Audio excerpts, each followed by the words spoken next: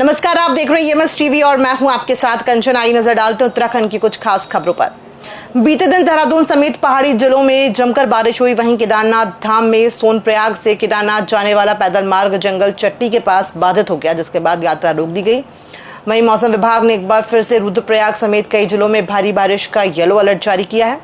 मौसम विज्ञान निदेशक विक्रम सिंह ने जानकारी देते हुए बताया कि उत्तराखंड के कई जिलों में 16 और 17 को बारिश का अलर्ट जारी किया गया है, लेकिन खासतौर पर रुद्रप्रयाग, बागेश्वर, उत्तरकाशी, नैनीताल में भारी बारिश रहेगी। मौसम निदेशक ने कहा कि उत्तराखंड में भारी बारिश का येलो अलर्ट है, जिससे कई जगहों पर भूस्खलन होने की संभावना है।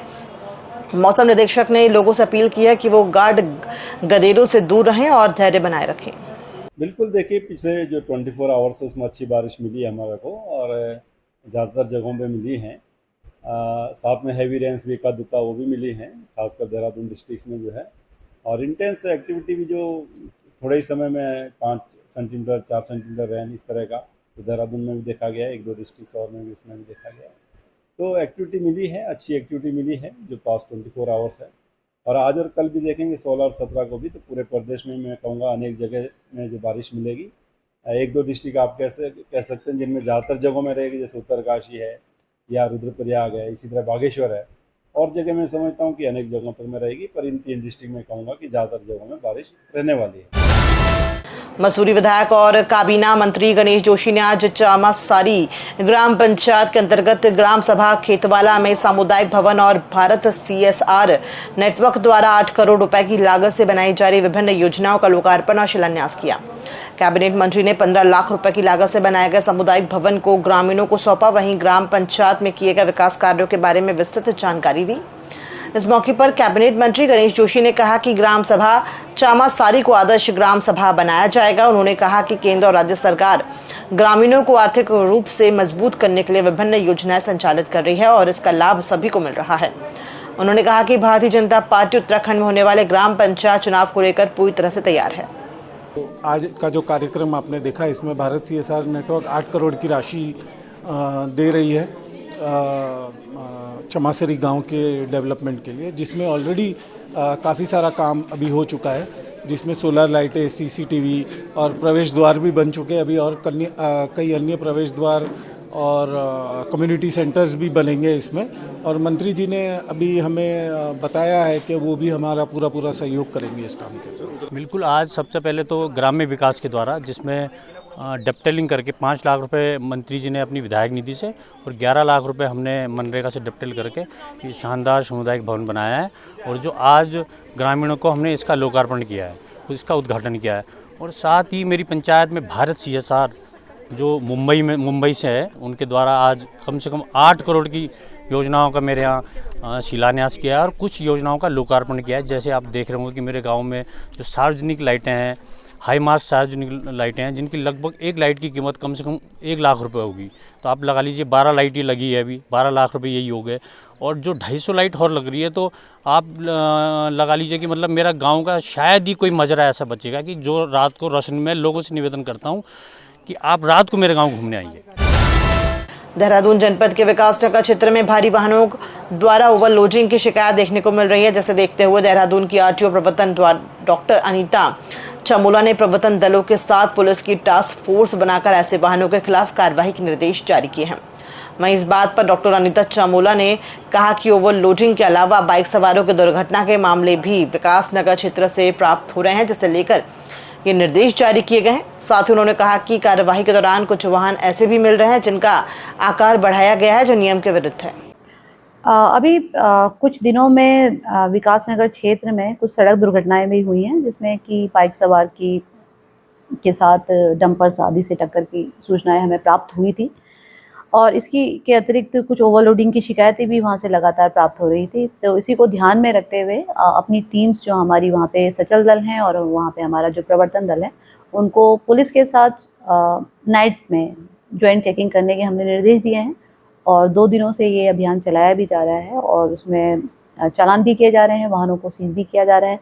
ओवरलोडिंग के साथ साथ कुछ ऐसे वाहन भी जिन्होंने अपनी बॉडी बढ़ा ली है, जो कि नियम के विरुद्ध है, तो उनके भी कार्रवाई जो है वो संबंधित दलों द्वारा की जा रही है। रुड़की के भगवानपुर में इन दिनों चाचा भतीजे की सियासत जोरों शोर से सियासी गलियारों में चर्चा का विषय बनी हुई है। पूर्व विधायक और राज्य मंत्री देशराज कर्णवाल ने स्थानीय कांग्रेस विधायक ममता राकेश और भाजपा नेता सुबोध राकेश पर अपनी भतीजी को बहलाकर अनैतिक कार्य करने का आरोप लगाया। तो आज मीडिया के सामने आकर ब्लॉक प्रमुख भगवानपुर करुणा कर्णवाल ने अपने ताऊ राज्य मंत्री देशराज कर्णवाल पर कई गंभीर आरोप लगाए। उन्होंने कहा कि उन्हें अपनी जान का खतरा राज्य मंत्री देशराज कर्णवाल और उनकी पत्नी वैजयंती माला से है। उन्होंने कहा कि उनके साथ शुरू से लेकर आज तक अन्याय हो रहा है। उन्होंने कहा कि वो कई बार प्रदेश के मुख्यमंत्री पुष्कर सिंह धामी से मिलने की कोशिश कर चुके हैं, लेकिन उन्हें मिलने का समय तक नहीं दिया गया है। उन्होंने अपने ताऊ राज्य मंत्री देशराज कर्णवाल को नीच कहकर संबोधित किया और कहा कि उनका ममता और सुबोध राकेश से कोई लेना देना नहीं है। ये जो उन्होंने बोला है कि मेरे साथ कुछ भी हो सकता है, इसका मतलब वो मेरे खिलाफ कोई षड्यंत्र रच रहे हैं, मुझे मारने की प्लानिंग हो रही है। और देखिए, मैंने सुसाइड की बात मैंने करी थी, सुसाइड की बात मैंने तब करी थी क्योंकि मरने में फ़र्क होता है। ठीक है, एक मरना तो वो है कि जब मैं खुद बोल रही हूँ कि मैं सुसाइड कर लूँगी। सुसाइड मैंने इसीलिए बोला था कि भाई अगर, क्योंकि पहले भी मेरा निलंबन हो चुका था गलत कार्रवाई के चलते हुए, और अगर फिर से मेरा निलंबन होता है गलत कार्रवाई के चलते हुए तो मैं सुसाइड करूँगी। लेकिन ये जो मारना मुझे मेरे ताऊ जी और चाहते हैं, मेरी ताई जी चाहते हैं, क्योंकि उनका कहना ये है कि अगर हमारे पास नहीं आई तो ये जो जितने काम है ब्लॉक के विकास कार्य जो भी हैं वो तो चलेंगे ही नहीं बिल्कुल भी। ठीक है, वो उनके खिलाफ, मुझे नहीं पता कि मेरी ये खुद की समझ में ये नहीं आ रहा कि आखिर उनके दिमाग में ऐसा चल क्या रहा है कि वो मतलब वो ये बात बोल रहे हैं। मतलब खतरा भी मुझे उन्हीं से ही है, मुझे और किसी से कोई खतरा नहीं है। जो मेरे पीछे पड़े हुए हैं वो वही पीछे पड़े हुए हैं, मेरी ताई जी, मेरे ताऊ जी देशराज कर्णवाल जी और वैजयंती माला जी।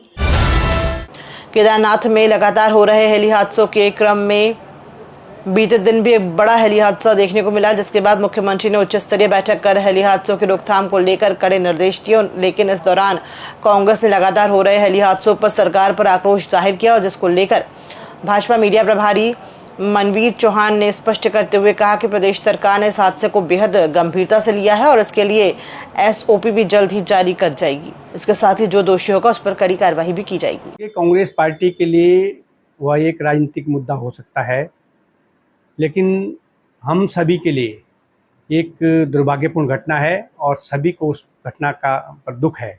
लेकिन हमारा राज्य विषम भौगोलिक परिस्थितियों का राज्य है। यहाँ पर किस प्रकार से कब मौसम करवट लेता है इस बात का सभी को मालूम है। और यही जो घटना जो हुई है, हेलीकॉप्टर जो दुर्घटना हुई है, ये भी एक मौसम खराब होने के कारण हुई है।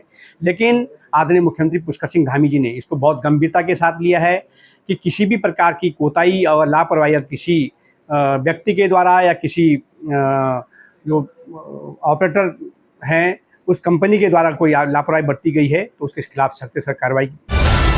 देहरादून से हरिद्वार जाते समय हरियाणा के पर्यटकों ने वाहनों से साइड देने के लिए अपनी कार से हथियार हवा में लहरा दिए। किसी ने इसकी वीडियो बनाकर सोशल मीडिया पर वायरल कर दी। मामला पुलिस के पास पहुंचा तो पुलिस कप्तान अजय सिंह एक्शन में आए। उन्होंने रायवाला थाना पुलिस को संबंधित पर्यटकों के वाहनों को रोकने के निर्देश दिए। रायवाला पुलिस ने हरिपुर कला के पास चेकिंग कर वाहनों को रोक लिया। तलाशी लेने पर पर्यटकों के पास से 2 बंदूक बरामद हुई, लेकिन बंदूकें डमी निकली। लेकिन लोगों में भय का माहौल पैदा करने के आरोप में पुलिस ने वाहन सवार 2 महिलाओं सहित 9 पर्यटकों को गिरफ्तार कर लिया। उनके वाहनों को भी कब्जे में लेकर सीज कर दिया।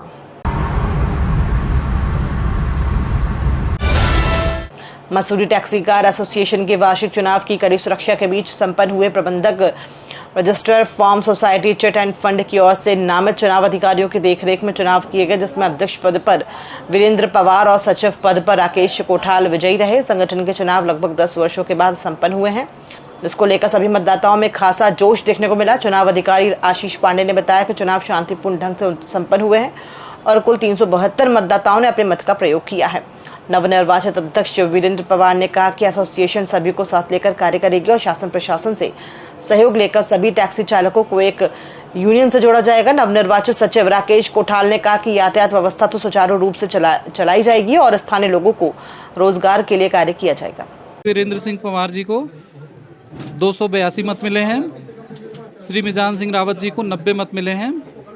उपाध्यक्ष पद पर श्री महिपाल सिंह भंडारी जी को 71 मत मिले हैं। श्री भीम सिंह कोटाल जी को 294 मत मिले हैं। लेके उन्होंने सहयोग दिया भी हमको, सबको साथ लेके चलेंगे और एक अच्छा काम करेंगे, अच्छा रोज़गार का व्यवस्था करेंगे मसूरी के अंदर, और शहर से भी उसमें हम लोग सहयोग लेंगे। एक प्राथमिकता हमारी ये रहेगी कि जितने भी हमारे लोग हमसे टैक्सी से जुड़े हुए हैं, रोज़गार से जुड़े हुए हैं, हम चाहते हैं कि उनको यहाँ से जो लोकल लोग हैं उनको अच्छा रोज़गार मिले और यहाँ की जो व्यवस्था है ट्रैफिक की उसको सुचारू रूप से सही कर सके। खबरों में फिलहाल इतना ही, दीजिए इजाजत, नमस्कार।